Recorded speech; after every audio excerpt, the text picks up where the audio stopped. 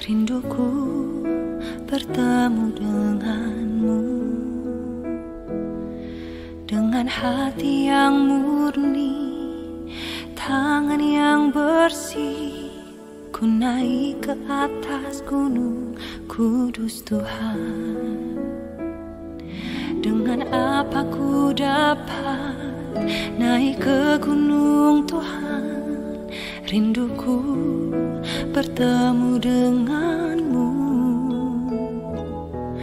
dengan hati yang murni, tangan yang bersih. Ku naik ke atas gunung kudus Tuhan. Walau gelombang badai menerpaku, kan tetap berdiri tegak memandang wajah-Mu Tuhan. Takkan ku serahkan hidup kepada dunia ini, setia selesaikan pertandingan. Aku berjanji mengejar yang berkenan kepada Bapa. Kebenaran, damai sejahtera, sukacita oleh Roh Kudus. Aku berjanji hidup dalam kekudusan bersama Bapa.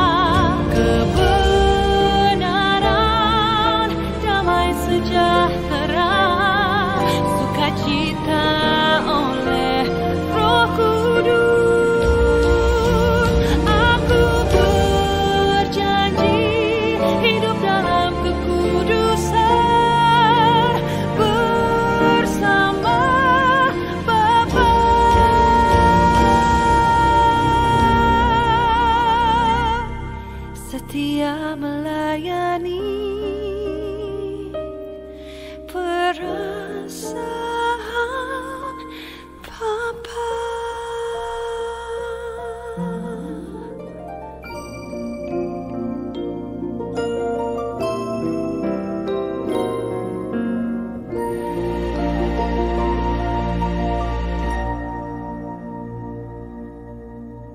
Mari kita berdoa.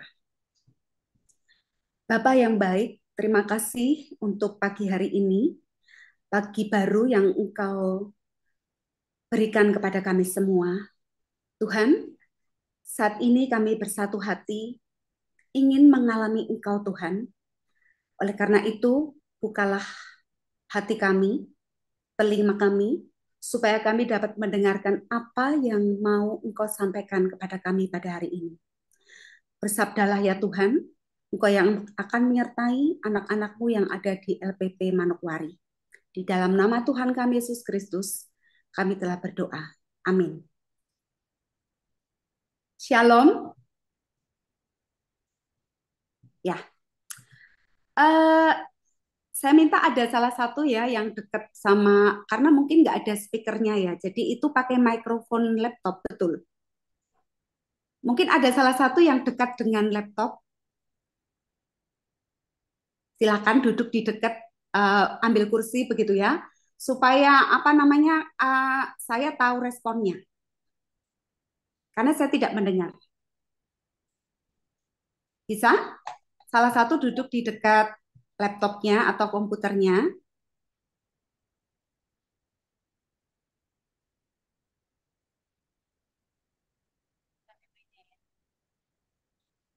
Saya coba dengar suaranya. Shalom, Kakak.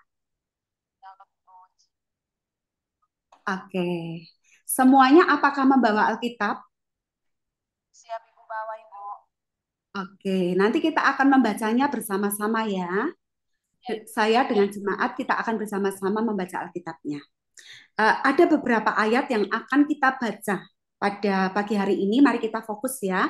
Kalau ada alat tulis bisa ditulis.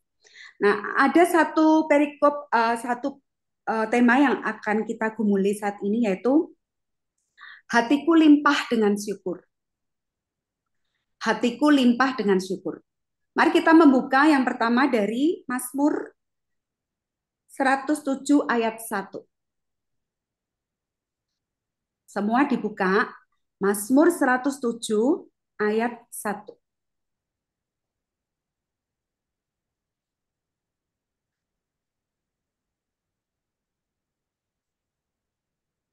Sudah ketemu? Yuk kita baca sama-sama. 1, 2, 3. Bersyukurlah kepada Tuhan sebab Ia baik. Bahwasanya untuk selama-lamanya kasih setianya. Ada amin? Amin.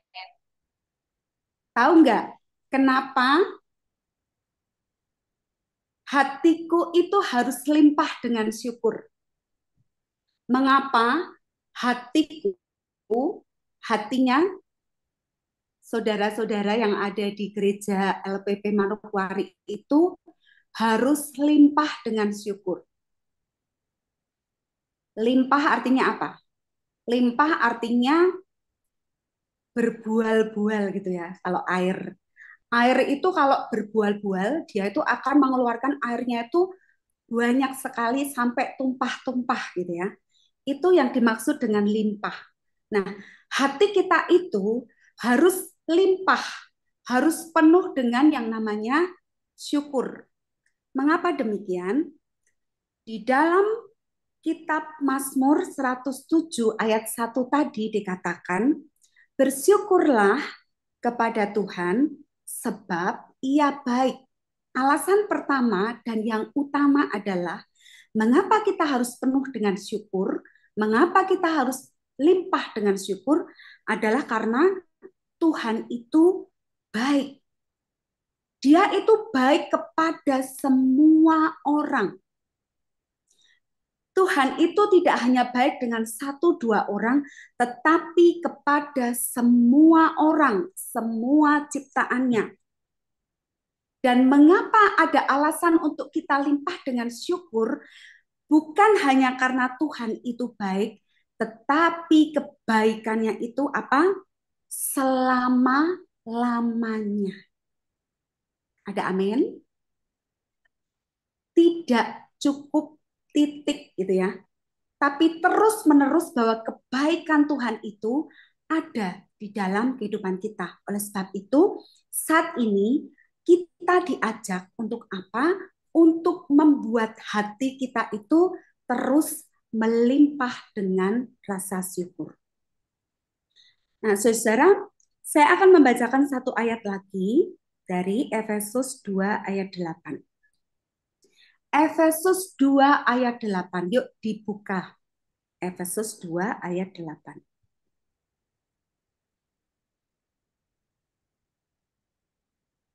Sudah ketemu?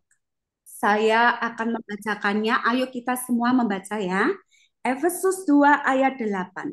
Sebab karena kasih karunia kamu diselamatkan oleh iman. Itu bukan hasil usahamu, tetapi apa?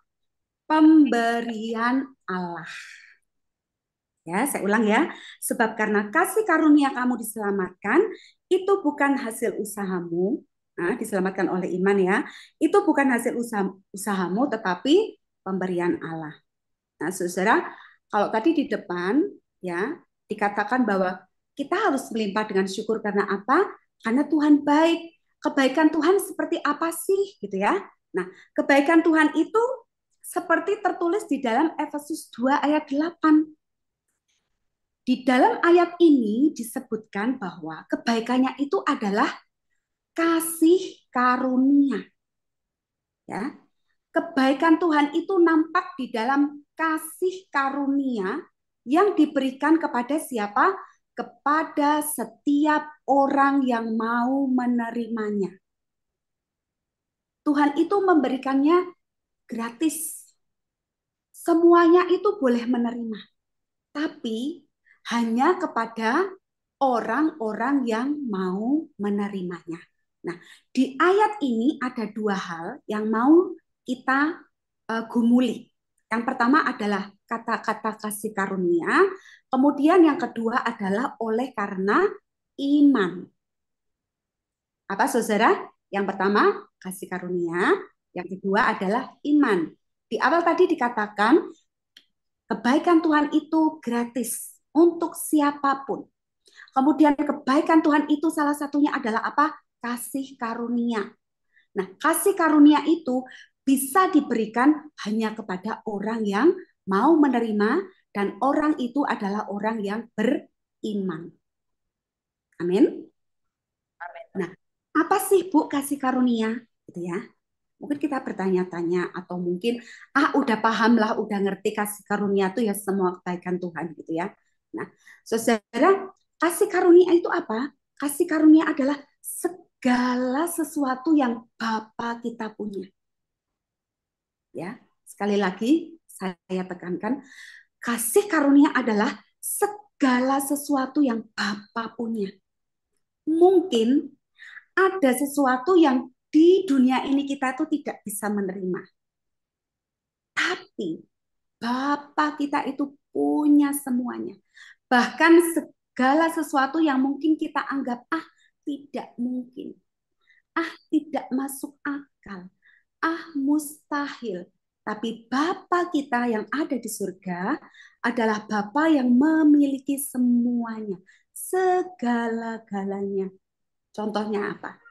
Contoh, kesembuhan dari sakit. Ya, ada yang baru sakit saat ini, ada yang sedang sakit.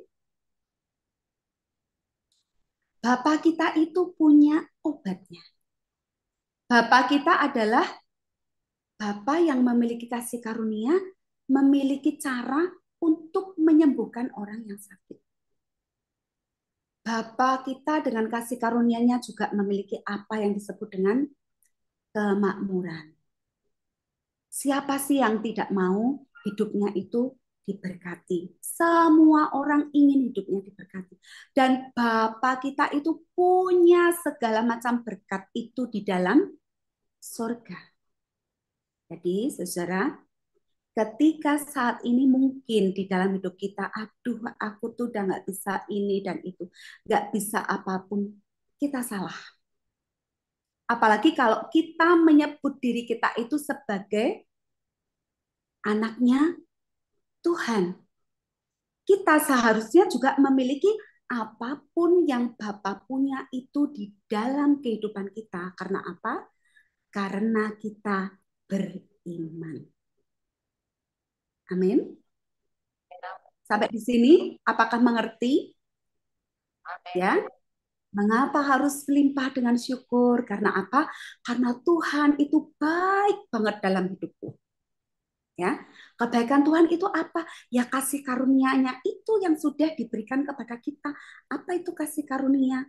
Kasih karunia adalah apapun yang Tuhan punya, yang ada di surga sana, yang sudah siap untuk diberikan kepada orang-orang yang mau menerima. Dia adalah orang-orang yang beriman. Nah, saudara-saudara, ucapan syukur gitu ya, ucapan syukur yang mestinya itu ada setiap saat di dalam hati kita.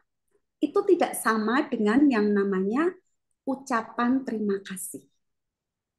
Sama enggak ucapan syukur dan ucapan terima kasih? Enggak ya. Pengertian ucapan syukur dan ucapan terima kasih itu berbeda. Ucapan terima kasih itu contohnya begini. Ketika kita itu menerima sesuatu dari orang lain, kemudian kita mengucap terima kasih. Apa itu contohnya? Misalnya, Kita itu sedang ulang tahun, kemudian ada yang ngasih kado berupa barang, ya. Ketika kita menerima barang itu, kita kemudian mengucapkan terima kasih karena kita telah menerima sesuatu dari orang itu. Tapi bisa juga demikian. Ketika kita ulang tahun, teman kita mungkin nggak ngasih kita barang, tapi teman kita itu ngasih kita ucapan, kamu hari ini ulang tahun ya, selamat ulang tahun ya, Tuhan Yesus memberkati. Lalu apa yang kita lakukan? Kita pasti akan mengatakan, oh terima kasih, engkau sudah mengingat hari ulang tahunku dan engkau sudah mengucapkannya. Ucapan terima kasih biasanya adalah sebuah timbal balik yang kita berikan kepada orang lain ketika kita itu sudah menerima sesuatu. Dan sesuatu itu nggak harus barang yang nampak atau kelihatan. Berbeda dengan yang namanya ucapan syukur. Ucapan syukur adalah sesuatu yang mungkin kita itu tidak melihat. Ya, misalnya gini, kalau tadi kan kita akan dilimpahi dengan yang namanya kasih karunia Tuhan, apapun yang Bapak punya, gitu ya. Tapi apa yang Bapak punya kadang-kadang itu belum terlihat, di mata kita, atau belum terlihat jelas di depan kita, ya, karena kita itu belum menerimanya. Tapi betapapun kita itu belum melihat itu di depan mata kita, ya, kita itu belum menerimanya. Kita itu tetap mengucap syukur. Puji Tuhan, aku mengucap syukur karena apa? Karena kita itu punya iman kepada Bapa kita. Dan kita tahu bahwa pada waktu yang tepat, ya, semua yang belum terlihat, yang belum nampak, yang belum di depan mata kita itu pasti akan terjadi. Itu yang bisa disebut dengan apa? Kita itu punya harapan. Kita itu punya pengharapan. Makanya apa? Orang percaya, orang Kristen, orang Katolik adalah orang yang paling berbahagia di seluruh muka bumi ini. Karena apa? Karena dalam keadaan apapun, kita diajari oleh Tuhan Yesus. Baik dalam keadaan apapun, kita itu tetap bisa mengucap syukur. Apakah itu sudah kita praktekkan dalam kehidupan kita? Walaupun keadaan terjepit, walaupun hidupmu itu masih penuh dengan beban. Bu, beban hidupku tuh berat banget. Ibu tuh nggak tahu rasanya, Bu, berat banget beban masalah hidup saya. Ya. Saudara, tahukah kita bahwa Tuhan itu tahu, maha tahu, bahwa dosa, beban, masalah itu memang ada di dalam kehidupan umat manusia. Maka Bapa itu dengan kasih karunia-Nya memberikan anaknya yang tunggal, Tuhan Yesus Kristus, datang ke dunia untuk apa? Untuk menghapus segala beban hidup kita itu melalui apa? Pengorbanannya di atas kayu salib. Itu adalah wujud nyata dari kasih karunia yang Tuhan berikan kepada orang-orang yang mau percaya. Nah, saudara, saya akan mengajak kita membaca di 1 Tesalonika 5 ayat 18. Yuk dibuka. 1 Tesalonika 5 ayat 18. Satu alasan lagi mengapa kita harus tetap mengucap syukur. Sudah ketemu? Yuk kita baca sama-sama ya. 1 Tesalonika 5 ayat 18. Mengucap syukurlah dalam segala hal, sebab itulah yang dikehendaki Allah di dalam Kristus Yesus bagi kamu. Ya. Satu alasan lagi, mengapa kita itu harus limpah dengan syukur. Sebab apa? Sebab itulah yang dikehendaki oleh siapa? Allah. Ya, secara tidak langsung ayat ini adalah sebuah perintah. Ya, Tuhan Yesus mengajak kepada kita untuk mengucap syukur dalam segala hal. Sebab apa? Itu yang dikehendaki oleh Allah. Jadi nggak ada alasan bagi kita untuk tidak mengucap syukur dengan hidup kita apapun itu keadaannya. Ya, ini adalah yang keberapa? Ketiga ya. Kita mengucap syukur pertama karena apa? Tuhan baik. Yang kedua apa? Kasih karunia-Nya itu sudah dilimpahkan kepada kita. Apapun itu yang Bapa punya. Udah kita mau apa lah ya. Banyak maunya. Manusia itu kan pasti banyak maunya ya. Itu semua tuh Bapa punya. Kita bisa mengakses, kita bisa mengambil karena apa? Ada iman. Itu yang kedua ya. Yang ketiga, kita harus mengucap syukur karena apa? Itulah yang dikehendaki oleh Bapa. Bapa pasti punya maksud mengapa kita harus mengucap syukur dalam segala hal. Karena apa? Supaya kita bisa dimenangkan dari kedagingan hidup ini. Nah, saudara, mari kita ke yang berikutnya ya. Sebentar. Matius 11 ayat 28. Dibuka. Matius 11 ayat 28.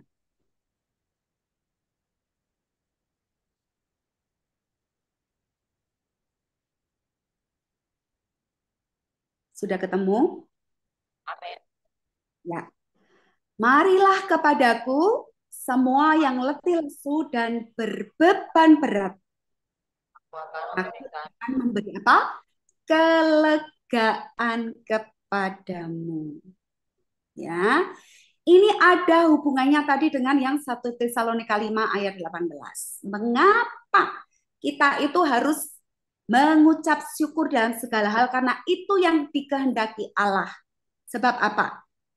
Sebab Tuhan Yesus yang Allah sudah berikan kepada kita itu bisa menyelesaikan permasalahan apapun yang ada di dalam kehidupan kita. Karena Yesus berkata apa? Mari kepadaku semua yang letih lesu dan berbeban berat. Berat banget masalahnya. Karena apa? Yesus akan memberikan kelegaan. Yesuslah yang akan mengatasi semua persoalan kita. Makanya Bapa menghendaki kita itu untuk mengucap syukur. Kemudian, tadi kan saya menyampaikan walaupun belum terlihat gitu ya. Coba dibuka Ibrani 11 ayat 3.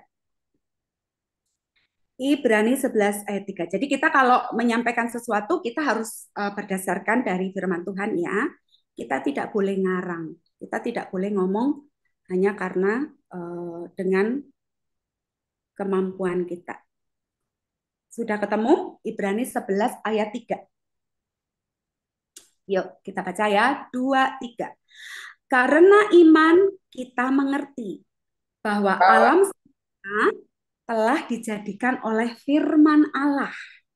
Sehingga apa yang kita lihat telah terjadi dari apa yang tidak dapat kita lihat. Ya, kadang-kadang itu belum kelihatan, betul nggak? Ketika alam semesta ini diciptakan ya, langit tercipta, bumi tercipta, matahari, bulan, bintang, kemudian ada tumbuhan, ada binatang, ada manusia, semuanya. Bahkan ketika diciptakan kita kan belum ada ya. Manusia tuh kan diciptakan di hari yang terakhir, betul nggak?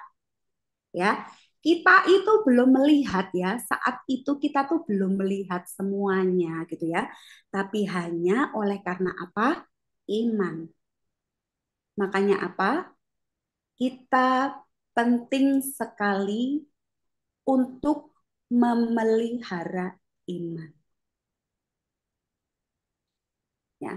Kalau tadi rasa syukur itu adalah sebuah perwujudan dari iman, percaya kita kepada Tuhan.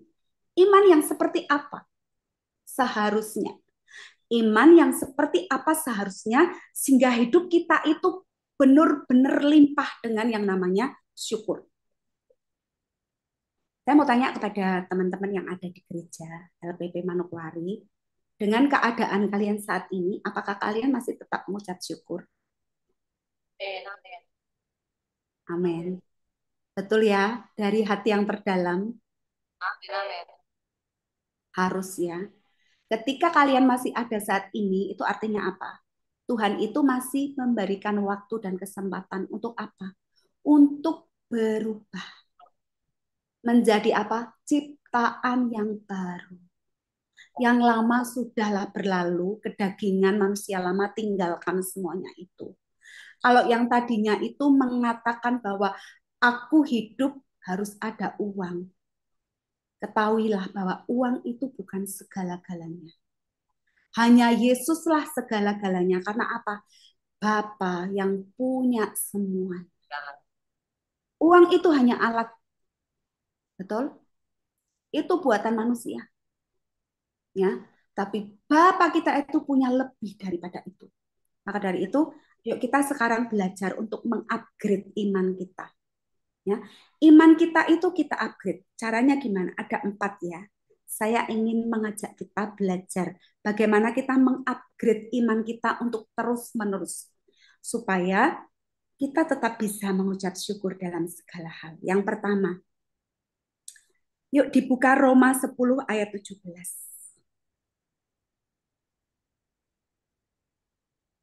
Roma 10 ayat 17. Sudah? Kita baca ya, 3, 4. Jadi, iman timbul dari pendengaran dan pendengaran oleh apa? Firman Kristus.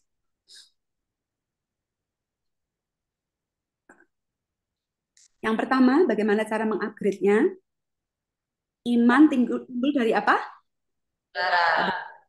Semua bisa mendengar ya? Amin. Nah, kita itu harus terus mendengar firman. Karena firman adalah siapa? Iya, firman adalah Allah sendiri. Kita harus terus mendengar firman supaya apa? Hidup kita itu terus terhubung dengan firman itu yang adalah Allah sendiri. Kalau kita itu tidak pernah mengaktifkan pendengaran kita, ya kita nggak akan mengetahui apa yang Allah mau dalam kehidupan kita. Bagaimana caranya mendengar? Bagaimana caranya mendengar? Apakah hanya ketika ada hamba Tuhan yang kemudian menyampaikan firman itu baru mendengar? Ya enggak? Apakah hanya begitu? Enggak ya. Kita itu bisa mendengar dengan banyak cara, betul, dalam setiap hari-hari kita ya misalnya ya. Kalau ketika teman-teman di situ gitu ya, mendengar misalnya, dia itu lagi apa misalnya temannya kenapa gitu ya. Nah, ketika kita mendengar berita sesuatu, kadang-kadang Tuhan tuh taruh loh firman itu dalam hati kita. Kita mau merespon apa nih ketika teman kita itu sedang mengalami sesuatu. Itu caranya kita itu mengaktifkan firman itu di dalam pendengaran kita. Jadi firman itu tidak mati. Ya. Firman itu harus dikerjakan. Contohnya ini, tahu cerita yang perempuan pendarahan selama 18 tahun? Tahu ya? Ya. Dia kan, saya yakin banget selama 18 tahun, dia mengalami sakit itu kan sangat tersiksa. Betul ya? Kita kan semua perempuan ya, maksudnya gini, Untuk setiap bulan kita ngalami yang namanya menstruasi itu kan ya, kadang ada sakitnya, kadang ada ya adalah ya masalahnya kadang gitu ya. Saya membayangkan ini terjadi selama 18 tahun. Pasti badannya tuh rasanya udah nggak enak, kemudian lemes gitu ya, semuanya pasti rasanya nggak nyaman gitu ya. Nah, dia sudah mengalami itu selama 18 tahun. Tapi kemudian tuh dia mendengar berita tentang siapa? Yesus, ya. Saat itu dia pasti sering mendengar tuh. Nggak mungkin dia tuh mendengar satu kali, ya. Kemudian dia coba ingin menjamah jubahnya Yesus. Dia pasti melalui cerita-cerita orang-orang yang ada di sekitarnya gitu ya. Dia kalau sudah 18 tahun dia tuh katanya kan sudah habis ya semuanya harta bendanya, berarti dia mungkin udah datang ke tabib, ke dokter, ke semua orang yang bisa menyembuhkan dia gitu ya. Nah, dia pasti juga mendengar yang namanya Yesus, betul nggak? Nah, pasti mendengar ada yang namanya Yesus, dia tuh bisa menyembuhkan loh, dia bisa membuat mujizat gitu-gitu kan. Nah, dia pasti timbul di dalam hatinya gitu ya. Kalau mungkin dia dulu belum percaya sama Yesus, tapi imannya itu loh, ya. Ketika dia mendengar, tapi kalau dia tuh nggak punya iman, dia ya nggak akan sembuh. Bahkan imannya itu sangat kuat loh. Bahkan Yesus tuh sampai mungkin rasanya kayak kesetrum gitu ya. Waktu dia itu menjangkau jubahnya, dia kan bilang, asal aku jamah ujung jubahnya, cuma ujung jubah saja ya. Dia menjamah Yesus tuh kayak, siapa yang ini aku gitu ya. Terus murid-muridnya loh, Tuhan itu tuh banyak orang yang berdesak-desakan, pasti banyak yang akan apa mengenai tubuhmu gitu. Tapi Yesus tuh merasa kayak ada yang kuat yang diambil dari dirinya gitu ya. Karena apa? Iman dari perempuan itu. Ya, saudara, dari ini kita belajar ya. Iman itu apa? Adalah ketika mendengar gitu ya. Ketika kita mendengar, oh kita itu sudah jadi Kristen dari lahir. Kita tuh sudah mendengar tentang siapa Yesus itu dari lahir gitu ya. Dari orang tua kita, dari ketika seumur hidup kita gitu ya. Tapi apakah pendengaran kita itu sudah disertai dengan iman yang benar-benar kita itu yakin betul gitu ya, bahwa Yesus itulah satu-satunya yang bisa menyelamatkan hidupku, satu-satunya yang bisa membuat saya itu lepas dari masalah gitu ya. Apakah kita tuh sudah punya iman seperti perempuan yang 18 tahun sakit pendarahan itu? Jadi bagaimana cara mengupgrade iman? Yang pertama adalah kita tuh harus sering mendengar, ya, mendengar tapi untuk dikerjakan.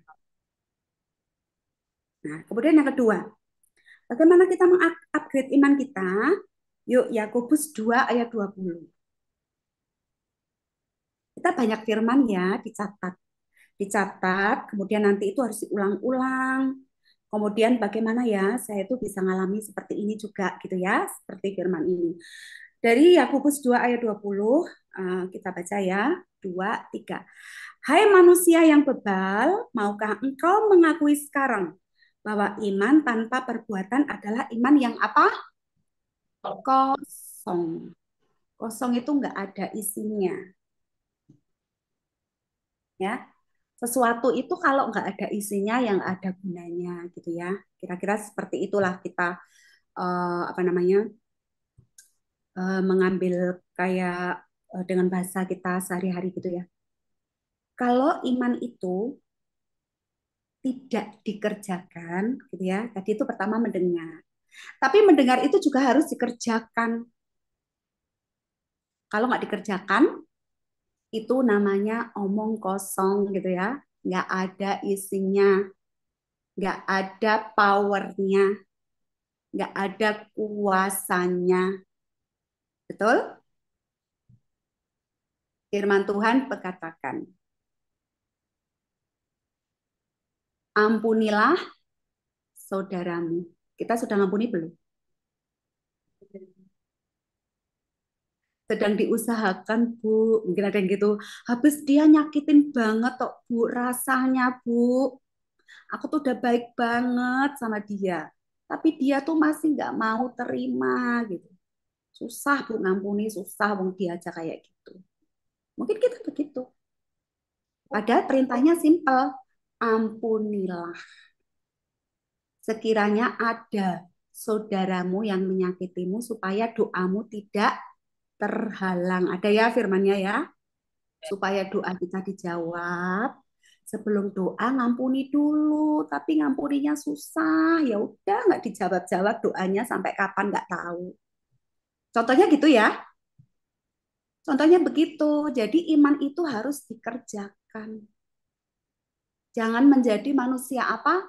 Bebal gitu ya. Tadi Yakobus mengatakan jangan jadi manusia bebal. Bebal itu apa? Bebal itu orang yang susah untuk dikasih tahu. Sudah dikasih tahu sampai 100 kali nggak mau dengar gitu ya. Itu namanya bebal. Orang yang nggak mau mendengar. Itu namanya orang bebal. Jadi ketika tadi mendengar harus dengan tindakan, mengerjakan sesuatu. Kalau suruh ngampuni ya, ngampuni. Bisa dipahami? Ngerti? Dan banyak banget yang Tuhan mau untuk kita kerjakan. Ya, banyak sekali. Makanya rajin-rajinlah untuk membaca firman. Ya, kalau firman mengatakan kamu harus rendah hati, ya harus rendah hati. Tapi kenyataannya kita itu nggak rendah hati. Kita masih masih sombong. Misalnya, oh pendapatku tuh yang paling benar. Kalau orang lain itu dia belum ngerti sih maksudnya gini-gini. Jadi kita tuh masih kadang menganggap diri kita tuh sudah paling benar. Itu namanya orang sombong, orang tidak rendah hati. Padahal firmannya simple. Tuhan ngomong kita harus menjadi orang yang rendah hati, tapi kita belum mengerjakan. Seperti itu ya. Nah, kemudian bagaimana mengupgrade yang ketiga? Yuk, Amsal 18 ayat 21. Amsal 18 ayat 21.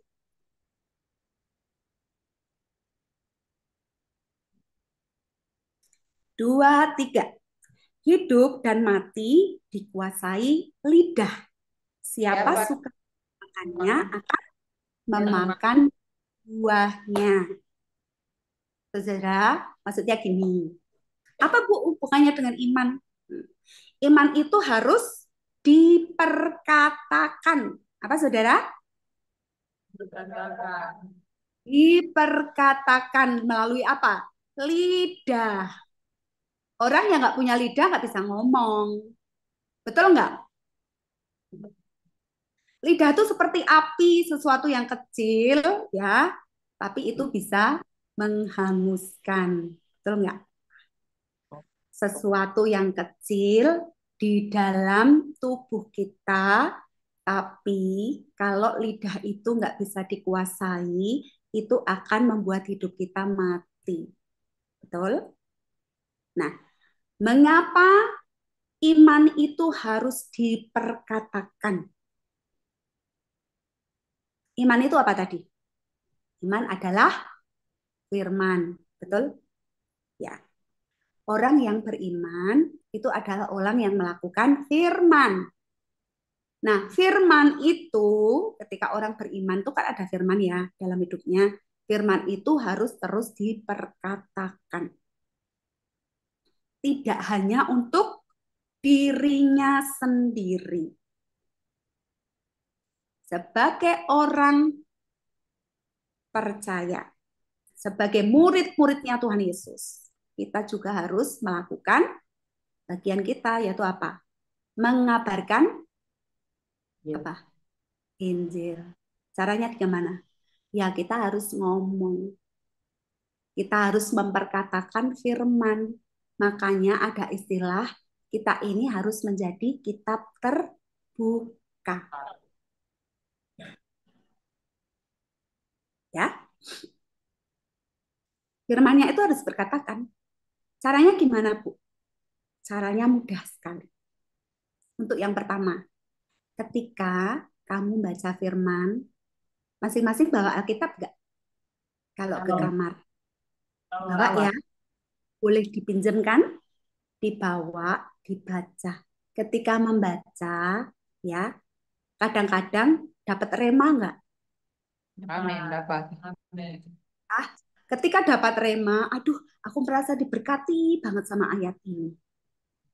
Amin. Contoh ya, Saya biasanya gini, kalau saya dapat rema, itu akan saya baca, saya ucapkan keras. Dari mulut sampai saya mendengar, sampai telinga saya mendengar. Kalau kita ngomong firman, iblis ikut mendengar nggak? Iblis ikut mendengar nggak? Ikut. Kalau kita tuh nggak ngomong, iblisnya tuh nggak tahu loh. Iblis tuh nggak tahu yang ada di hati kita. Yang tahu cuma Tuhan. Tapi ketika kita tuh mengucapkan firman itu, nanti iblis ikut mendengar terus dia gini, aduh, dia ternyata paham firman, dia ternyata ngerti firman ini, ternyata dia itu mengamini firman ini, gitu loh. Nanti iblisnya bisa kalah, betul nggak? Apalagi kalau firman itu kemudian kita sampaikan kepada orang lain, kuasanya akan berkali-kali lipat. Kalau kita itu punya iman, kita tuh harus punya imannya Yesus, betul? Yesus itu bisa melakukan segala macam kuasa, menyembuhkan orang sakit, menyembuhkan yang terluka, menghibur yang sedih, gitu-gitu kan? Nah, kita juga bisa melakukan seperti yang Yesus kerjakan. Makanya perkatakan itu melalui mulut kita supaya iblis gemetar. Ketika iblis gemetar, ya, ada jalan terbuka untuk kita terus terhubung dengan Bapa, tidak ada yang mengganggu. Gitu maksudnya. Paham sampai di sini? Ini iman itu harus diperkatakan. Kemudian yang keempat, yang terakhir ya, cara mengupgrade-nya. Markus 6 ayat 5 dan 6.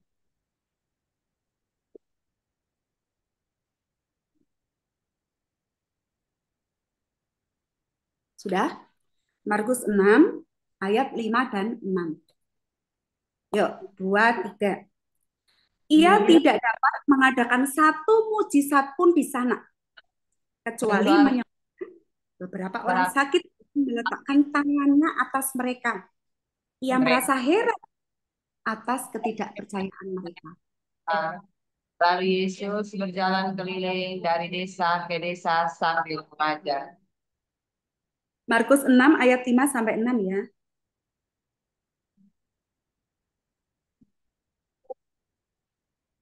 Markus 6 ayat 5 sampai 6. Ia tidak dapat mengadakan mujizat satu pun di sana, gitu ya. Tahu nggak di mana itu? Saudara, ini yang ngomong siapa? Yang ngomong siapa? Yesus. Yesus ya. Yesus itu tidak bisa mengadakan banyak hal di kampungnya. Dia di kampungnya sendiri itu tidak bisa melakukan. Orang tuh gini, dia tuh anaknya tukang kayu. Aku tahu kecilnya ini dan itu gitu ya. Ya enggak? Nah, makanya Yesus tuh mengatakan gini, aku tuh tidak bisa melakukan mujizat. Satupun mujizat di sana kecuali menyembuhkan beberapa. Dan ia merasa heran atas apa? Ketidakpercayaannya. Nah, saudara, kalau engkau beriman, engkau harus apa? Percaya. Nggak ada alasan lain lagi. Harus apa? Percaya. Percaya itu apa? Harus mempercayakan diri itu berarti nggak ada alasan yang lain lagi. Sudah tahu pasti Yesus itu akan menyelesaikan segala persoalanmu. Amin. Amin. Percaya saja. Percaya saja. Sudah nggak ada kata-kata lain lagi. Percaya saja. Karena apa? Kalau engkau tidak percaya, ya Tuhan tidak akan pernah buat mujizat dalam hidupmu. Ya, kalau sebaliknya, kalau kita percaya, berkat mujizat itu akan terus Tuhan nyatakan di dalam kehidupan. Nah, sampai di sini, saudara-saudaraku, masih berapa lama pun engkau di tempat itu, tetaplah engkau mengucap syukur. Tetaplah hatiku melimpah dengan syukur. Karena Tuhan punya agenda yang banyak dalam hidupmu. Asal kau percaya saja, semuanya itu akan selesai. Amin. Amin. Sampai di sini kita mendengarkan firman Tuhan. Sudah jam 8 di Indonesia Barat.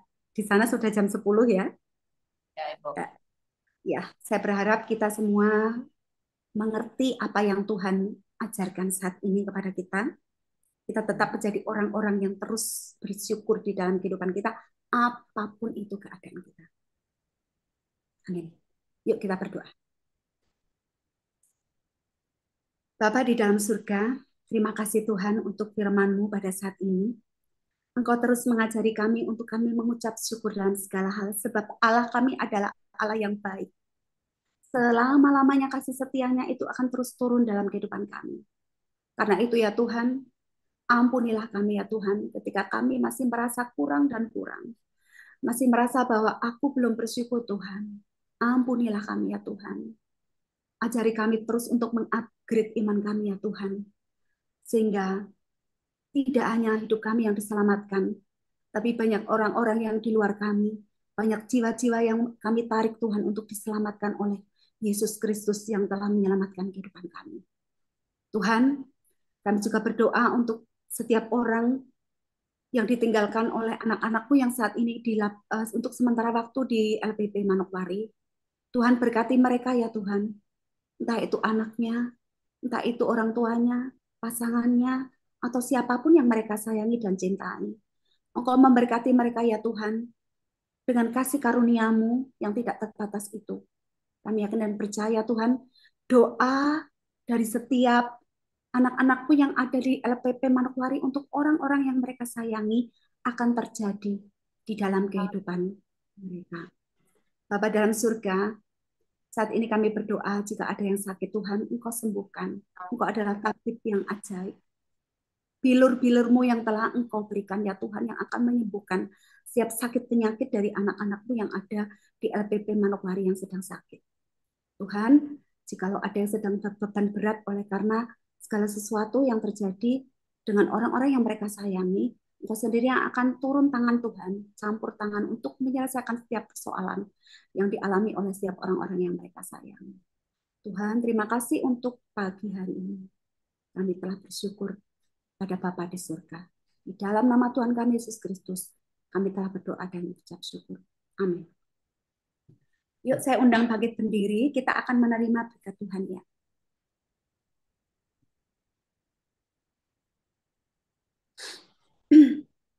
Angkat tanganmu, mari kita menerima berkat Tuhan. Jika engkau baik-baik mendengar suara Tuhan dalam kehidupanmu, dan engkau melakukan setiap firman dan perintahnya dalam kehidupanmu, Tuhan akan terus memberkati engkau. Terimalah berkat Tuhan. Tuhan memberkati engkau dan melindungi engkau. Tuhan menyinari engkau dengan wajah-Nya dan memberi engkau kasih karunia. Tuhan menghadapkan wajah-Nya kepadamu dan memberi engkau damai sejahtera. Amin. Ibadah selesai. Silakan Ibu izin, tidak ada terima kasih.